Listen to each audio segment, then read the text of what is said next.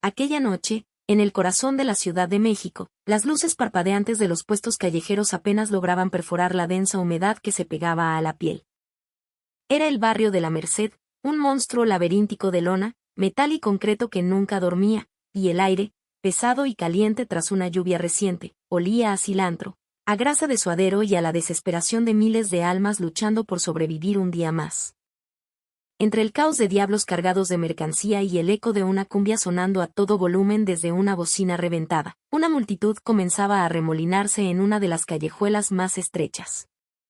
Susurraban, apuntaban, sus voces un murmullo que se mezclaba con el rugido incesante del tráfico.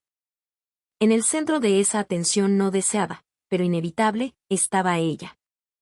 Una muchacha de no más de 22 años, vestida con la sencillez calculada de quien no posee nada. A simple vista, era una pepenadora más, una de las miles de figuras anónimas que recorren la ciudad empujando un carrito desvencijado, recogiendo los despojos de la metrópoli. Llevaba una bolsa de tela raída, abultada con botellas de PET y cartón. La gente a su alrededor la ignoraba con esa displicencia urbana reservada para los invisibles, para los que forman parte del paisaje sin ser vistos realmente. Pero esa chica, cuyo nombre era Sofía, era todo menos invisible. Su identidad era un secreto enterrado bajo capas de mugre y resignación fingida. Sofía no era quien aparentaba ser. Era una agente encubierta de la Unidad de Asuntos Internos de la Policía, una sombra enviada a cazar a otras sombras que vestían uniforme. Su misión, desmantelar una red de extorsión, las infames racias ilegales que se habían convertido en un cáncer para los comerciantes y transeúntes de la zona. En las últimas semanas, las redes sociales habían explotado con videos de oficiales de la Secretaría de Seguridad Ciudadana deteniendo a gente sin motivo, exigiéndoles una mordida para dejarlos ir. Aquellas extorsiones no solo sangraban los bolsillos de la gente trabajadora, sino que abrían una herida purulenta en la ya maltrecha confianza hacia la institución que debía protegerlos. Sofía estaba allí para hacer el bisturí, para cortar la infección desde dentro, reuniendo pruebas irrefutables, grabando rostros, voces, transacciones. Esa noche, apostada en la esquina de un callejón oscuro que olía a orines y a fritanga, observaba a dos de sus objetivos. Eran policías uniformados, con la prepotencia inscrita en su postura, y acababan de detener a un joven en una motoneta. El más corpulento, a quien sus colegas llamaban el gallo por su pecho inflado y su andar arrogante, le exigía dinero al muchacho con una voz áspera, mientras el joven solo podía negar con la cabeza, la desesperación pintada en su rostro. La cámara miniatura, un milagro tecnológico oculto en una hebilla de su raída bolsa, grababa cada gesto, cada palabra. Esta será la prueba reina, se susurró Sofía. Sus ojos estaban fijos en el pequeño monitor que llevaba en la muñeca, oculto bajo una manga sucia. Veía el rostro del gallo en primer plano y sentía una mezcla de adrenalina y desprecio. Sabía el riesgo que corría. Si su identidad era descubierta, no solo fracasaría la misión, se convertiría en el blanco de su ira, una ira que en esos callejones no conocía límites ni leyes. Pero Sofía había aceptado ese pacto con el peligro. Quería limpiar la imagen de una institución manchada por la corrupción de unos pocos que actuaban como muchos. De repente, la voz del gallo se volvió un gruñido amenazante que cortó el murmullo de la noche. Se inclinó sobre el chico de la moto, su aliento apestando a café y poder mal usado. 2,000 pesos ahora mismo o tu moto no arranca esta noche, ¿me oíste, güey? La pequeña multitud reaccionó. Algunos intentaron mediar, otros, más cautelosos, sacaron sus celulares y comenzaron a grabar desde la distancia, creando un mar de pequeñas luces en la penumbra. Pero antes de que la tensión pudiera estallar, Sofía dio un paso al frente. Con una voz firme, que no correspondía en absoluto a su apariencia de desamparo, dijo, déjenlo en paz. Lo que hacen es ilegal. El gallo se giró, sus ojos inyectados de furia la midieron de arriba a abajo con desdén. ¿Y tú quién chingados eres para meterte? Lárgate de aquí, gritó, avanzando hacia ella con pasos pesados, buscando intimidarla. Pero Sofía no retrocedió. En una fracción de segundo, cuando la mano del oficial se lanzó para apartarla, ella ejecutó un movimiento preciso y entrenado. Desvió el golpe, Giró sobre su eje y conectó un golpe seco en un punto de presión bajo el brazo del policía. El gallo, sorprendido y desequilibrado por el dolor agudo, trastabilló hacia atrás. Un grito ahogado de asombro recorrió a la multitud, seguido de un murmullo de aprobación. La situación había dado un vuelco inesperado. Los que antes grababan con miedo, ahora lo hacían con un fervor renovado. Se dieron cuenta de que la chica que creían una simple pepenadora poseía una habilidad extraordinaria. En medio del caos creciente, Sofía mantuvo una calma helada. Sabía que cada segundo contaba, cada movimiento debía ser calculado para no revelar su verdadera identidad antes de tiempo. El policía arrogante, humillado y furioso, se lanzó de nuevo contra ella. Pero Sofía se movió con la agilidad de un felino, esquivando sus torpes embestidas, usando las técnicas de defensa personal que había perfeccionado durante años de entrenamiento. Mientras el breve combate se desarrollaba, algunos ciudadanos valientes intentaron sujetar al oficial. Pero fue Sofía quien tomó la decisión crucial.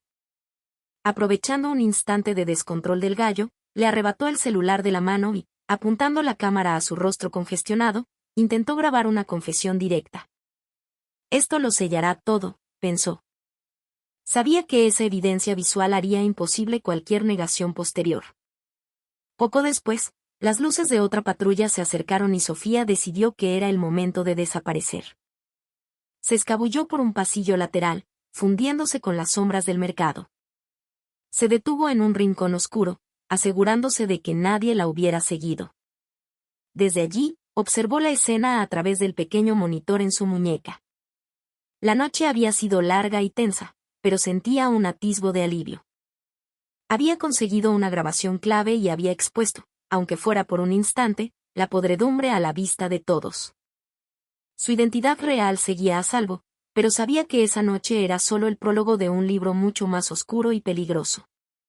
A lo lejos, el sonido de una sirena se hizo más nítido, una señal de que la situación estaba escalando. Sofía respiró hondo. Esa noche, en la Merced, no era solo una agente encubierta. Era un símbolo silencioso, un acto de desafío contra la injusticia que se vestía de autoridad. A la mañana siguiente, el aire húmedo de la ciudad olía a diésel y a maíz cocido. Entre el bullicio ensordecedor de un tianguis cercano a la estación del metro, Sofía despertó de un sueño breve e intranquilo bajo un puente peatonal. Sentía cada músculo de su cuerpo adolorido, pero su mente estaba afilada como una navaja.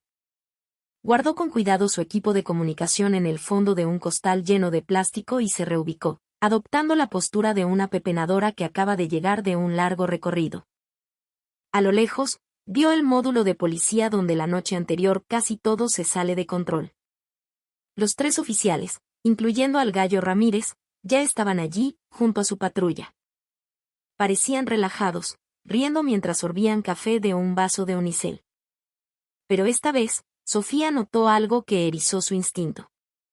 Un Jetta negro, sin placas, estaba estacionado discretamente cerca del módulo. No era un vehículo oficial, pero su presencia en esa zona era una anomalía recurrente en sus informes. Su intuición de agente le gritó que algo importante estaba a punto de suceder. Mientras llenaba su costal con botellas vacías, mantenía una vigilancia discreta. Vio cómo Ramírez se acercaba al coche negro y hablaba con alguien a través de la ventanilla polarizada. Sus gestos eran rápidos, tensos. Luego, un intercambio fugaz, un sobremanila pasó de una mano a otra. La tranza en vivo y a todo color, pensó Sofía. Sabía que si lograba una grabación clara de eso, el caso de la red de extorsión se abriría de par en par. Pero un movimiento en falso no solo arruinaría la misión, sino que podría costarle la vida. Al caer la tarde, cuando el sol teñía el cielo de un naranja sucio, comenzó el operativo de los policías corruptos. Sofía lo siguió a distancia. Su objetivo eran los más vulnerables, los vagoneros del metro, los viene-viene de los estacionamientos improvisados, los vendedores ambulantes.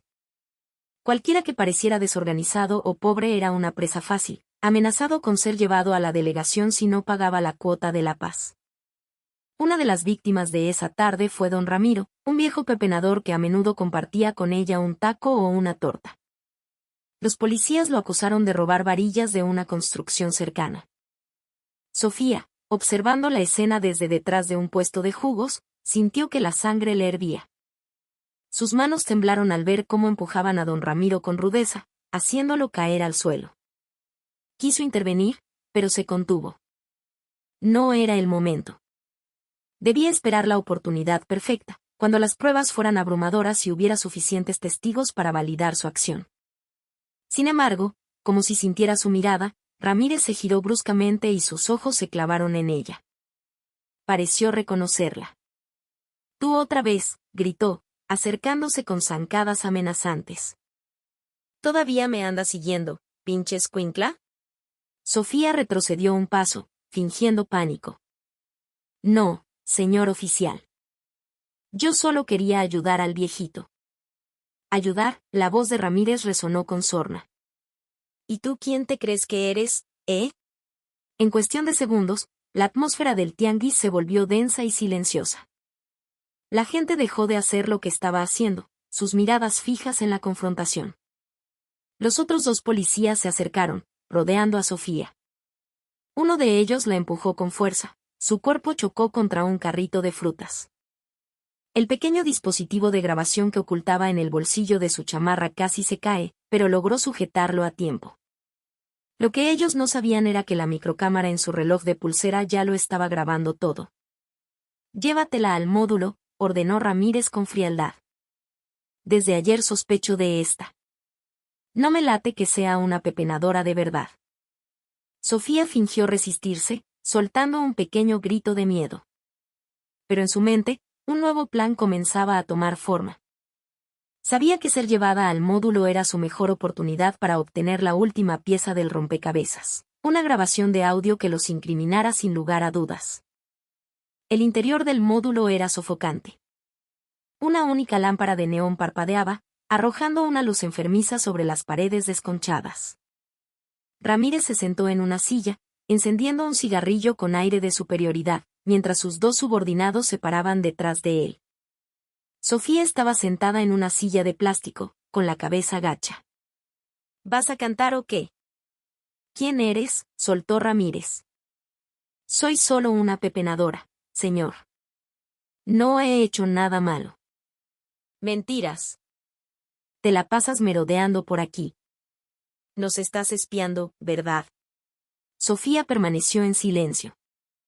Una palabra equivocada y su tapadera se vendría abajo. De repente, el policía más joven, que desde el principio parecía incómodo, habló en voz baja. «Jefe, ya déjela. La neta sí se ve bien amolada». Ramírez le lanzó una mirada fulminante. «¿Ahora la defiendes?» «No, jefe. Pero si alguien nos ve, se puede armar un pedo más grande». La tensión era casi palpable.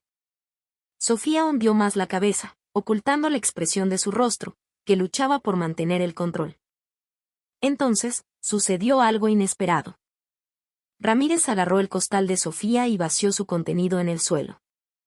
Entre las botellas y los cartones, encontró una pequeña pieza de metal cuadrada. La levantó, mostrándola a la luz parpadeante. «¿Y esta chingadera qué es? ¿Un arma o qué?» Por un instante, el corazón de Sofía se detuvo. Era una parte de su equipo de grabación que se había desprendido con el empujón. Se obligó a mantener la calma, pero Ramírez ya estaba de pie, mirándola con una sospecha afilada como un cuchillo. Sabía que no eras una pepenadora cualquiera. «Habla ahora o yo mismo haré que hables». El policía joven parecía genuinamente preocupado, mirando alternativamente a Ramírez y a Sofía. Pero Ramírez ya había dado un paso adelante, golpeando la mesa y pateando la silla frente a Sofía. En esa situación crítica, ella supo que su tiempo se agotaba. Tenía que decidir, continuar con la farsa y arriesgarse a ser descubierta violentamente, o revelar su identidad y tomar el control. Pero antes de que pudiera decir una palabra, el sonido de un auto frenando bruscamente se escuchó afuera. La puerta del módulo se abrió de golpe y dos hombres vestidos de civil entraron. No tenían expresiones amigables. Uno de ellos miró directamente a Ramírez. «¿Qué está pasando aquí?», preguntó con voz de autoridad. Nada que te incumba.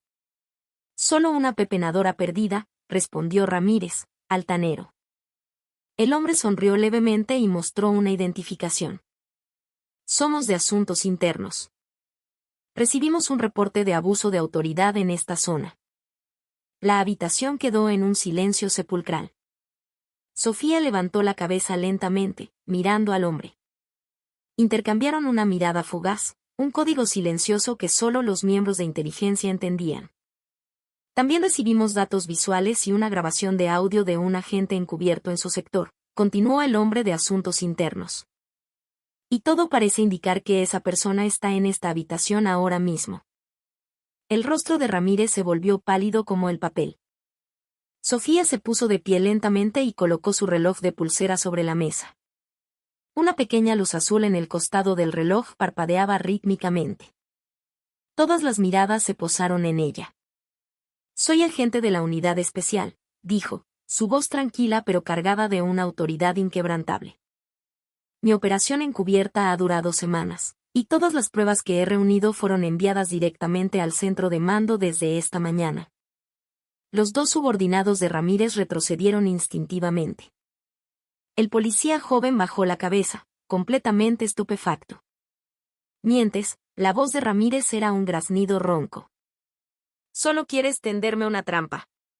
No necesito tenderle ninguna trampa, oficial, replicó Sofía con frialdad. Usted se la tendió a sí mismo. El hombre de asuntos internos le dio una palmada en el hombro a Sofía y luego hizo una seña a su equipo para que detuvieran a los oficiales corruptos. La escena se volvió caótica. Ramírez intentó huir, pero fue derribado al instante. Sofía simplemente se quedó allí, observando la escena con una expresión que mezclaba alivio y una profunda tristeza. Esa noche, sentada en una silla de plástico afuera de las oficinas de asuntos internos, Sofía miraba el cielo gris y contaminado de la Ciudad de México. Su cuerpo estaba exhausto, pero su corazón, por primera vez en mucho tiempo, estaba en calma. Abrió su pequeño teléfono y leyó un mensaje de texto de su comandante. Misión cumplida. Buen trabajo, Sombra. Descansa. Miró la pantalla por un largo momento y sonrió levemente. Pero su sonrisa se desvaneció al instante. En otra conversación, un mensaje de un número desconocido acababa de entrar. ¿Crees que todo terminó? No todos los uniformes sucios fueron capturados. Ten cuidado, Sofía. Su mano se congeló. Miró a su alrededor. En la sombra de un edificio al otro lado de la calle, le pareció ver la silueta de alguien observándola. La noche volvió a ser silenciosa. Pero esta vez, Sofía sabía que su lucha estaba lejos de terminar. 3 días después del arresto en el módulo de policía, Sofía regresó a la base de operaciones temporal en la colonia Portales.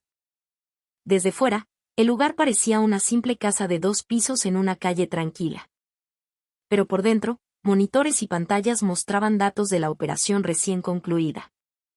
En una esquina de la habitación, un hombre de unos 40 y tantos años, con el cabello entrecano, tecleaba un informe en una laptop. Era el comandante Mateo Herrera, el superior directo de Sofía. Estuviste increíble, Sombra, dijo sin apartar la vista de la pantalla. Esos 3 ya están bajo custodia de la unidad, pero no estoy seguro de que esto termine aquí. Sofía frunció el ceño. ¿Por qué, comandante? Las pruebas son sólidas. Videos, grabaciones, testigos. Herrera suspiró profundamente. El problema no son esos 3, Sofía. Hay un flujo de dinero mucho más grande. El sobre Manila que viste no era una mordida cualquiera, es parte de una red que se extiende por toda la zona metropolitana. Y la cabeza detrás de esto no es un pez pequeño. Sofía se quedó en silencio. Todo su arduo trabajo parecía haber abierto apenas la primera puerta de un laberinto mucho más complejo y peligroso. Herrera la miró con seriedad. A partir de esta noche, no salgas sola. El equipo de contrainteligencia todavía está rastreando al que te envió el mensaje anónimo. Sospechamos que alguien de adentro filtró tu identidad. Sofía asintió lentamente. Sabía que el mundo del espionaje estaba lleno de riesgos, Pero esta amenaza se sentía personal, peligrosamente cercana. La noche cayó sobre la ciudad como una cortina de plomo.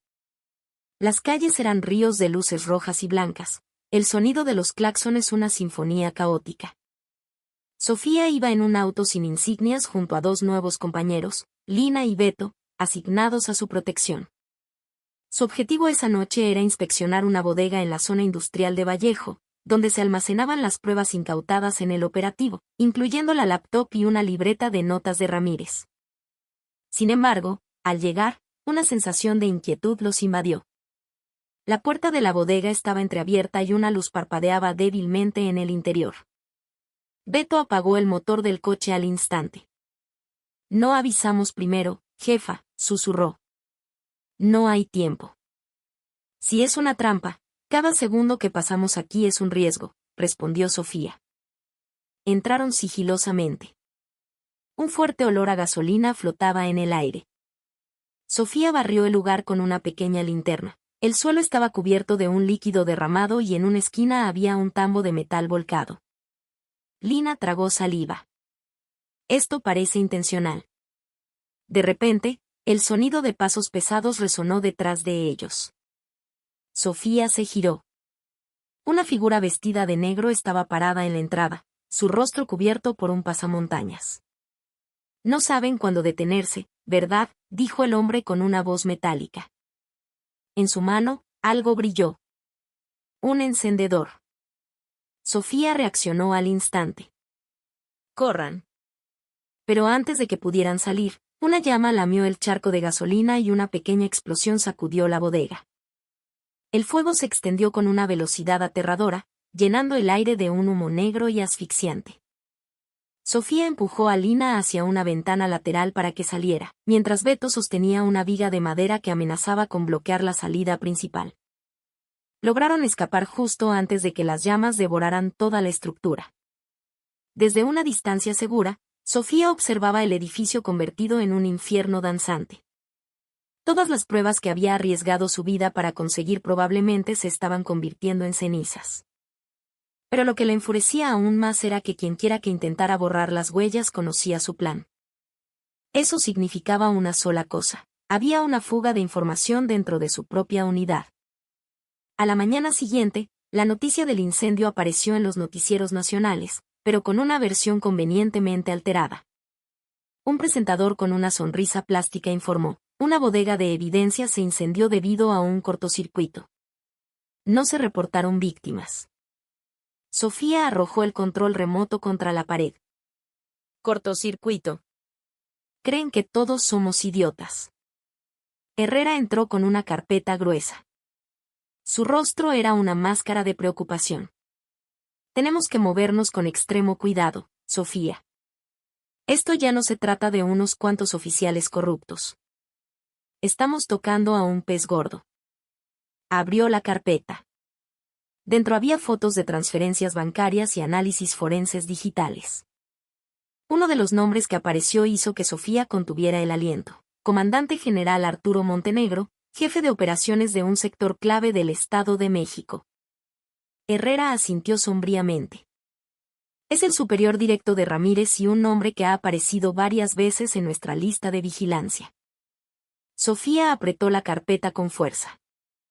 «Entonces, ¿él envió a ese hombre a quemar la bodega?». «Es lo más probable. Pero no tenemos pruebas directas que lo vinculen». La habitación quedó en silencio, roto solo por el tic-tac de un reloj de pared. Finalmente, Herrera miró a Sofía y dijo en voz baja: «Sé que estás cansada, pero tenemos que continuar. Si nos detenemos ahora, todo tu sacrificio habrá sido en vano». Sofía le devolvió la mirada. Su rostro estaba tranquilo, pero sus ojos brillaban con la dureza del acero. «No voy a detenerme, comandante. Pero esta vez, no quiero ser solo la carnada. Quiero ir directamente a la raíz del problema». La noche siguiente, Sofía volvió a la calle. Ya no era la pepenadora desvalida. Ahora era Jimena Ríos, una periodista freelance con una acreditación falsa pero convincente. Con su nueva identidad, logró concertar una entrevista con un exmiembro del equipo de Montenegro, el cabo Morales, quien había renunciado al cuerpo de policía hacía tiempo. La reunión fue en una vieja cantina en la colonia Doctores. El lugar estaba casi vacío. Sofía llegó primero, se sentó en una mesa del rincón y activó la grabadora oculta en su bolso. Minutos después, Morales llegó, con el rostro tenso. Miró a su alrededor antes de sentarse. «Tú no eres periodista, ¿verdad?», dijo en voz baja. Sofía sonrió levemente. «Si fuera periodista, no te habrías atrevido a venir». Morales respiró hondo. «¿Qué sabes de Montenegro?». «Lo suficiente para saber que no solo ordena razias ilegales. Protege una red de extorsión que llega hasta los contratos de obras públicas del Estado». Morales guardó silencio, su mirada perdida en la mesa. Al principio pensé que era solo para sacar para los cigarros, pero la cosa se puso cada vez más fea.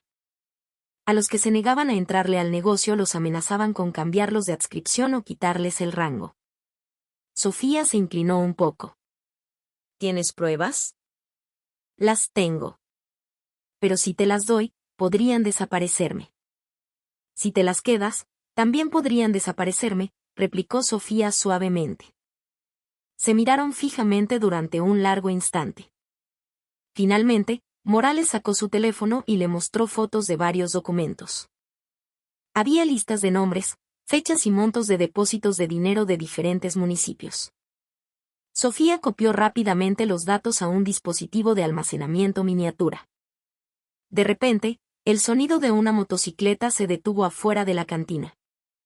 Dos hombres con aspecto de matones entraron y miraron directamente hacia su mesa. Morales se puso rígido. «Son gente de Montenegro», susurró. Sin pensarlo dos veces, Sofía lo tomó de la muñeca.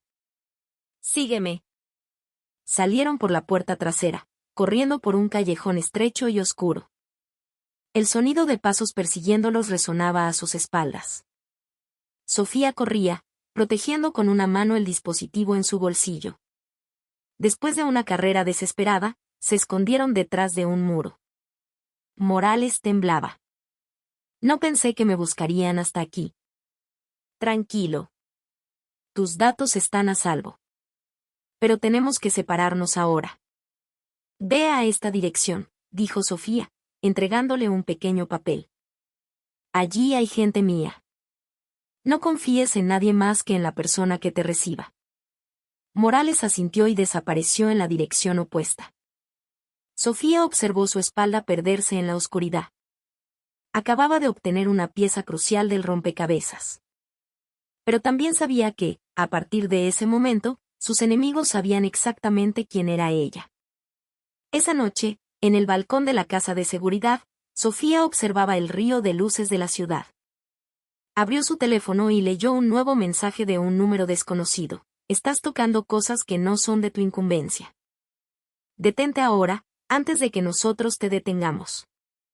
Sofía apagó el teléfono y una sonrisa desafiante se dibujó en sus labios. «Si se atreven, inténtenlo». Las luces de la ciudad se reflejaban en sus ojos. Debajo de su brillo, Sofía ya no era la pepenadora a la que pisoteaban. Se había convertido en un pequeño pero feroz símbolo de resistencia, alguien que había decidido combatir la oscuridad desde sus propias entrañas. Sin embargo, detrás de toda esa valentía, la sombra de un enemigo mucho más grande y poderoso esperaba su momento. Alguien con más poder incluso que el comandante general Montenegro. Y ese era solo el comienzo de un nuevo y aterrador capítulo. Pasaron 2 semanas desde la persecución en la colonia Doctores. La ciudad aparentaba una calma superficial, pero bajo tierra, la investigación seguía ardiendo. Sofía apenas salía de la base. Sabía que su nombre, o al menos su descripción, circulaba en ciertos círculos, la agente encubierta que había derribado una red de extorsión. Pero esa tranquilidad se rompió una mañana. El comandante Herrera la llamó a la sala de reuniones. Lina y Beto ya estaban allí. En una pantalla gigante, el rostro del comandante general Arturo Montenegro los miraba. Oficialmente, ahora era un prófugo interno. «Se fugó hace una semana», dijo Herrera, sus ojos fijos en los datos que se actualizaban en tiempo real.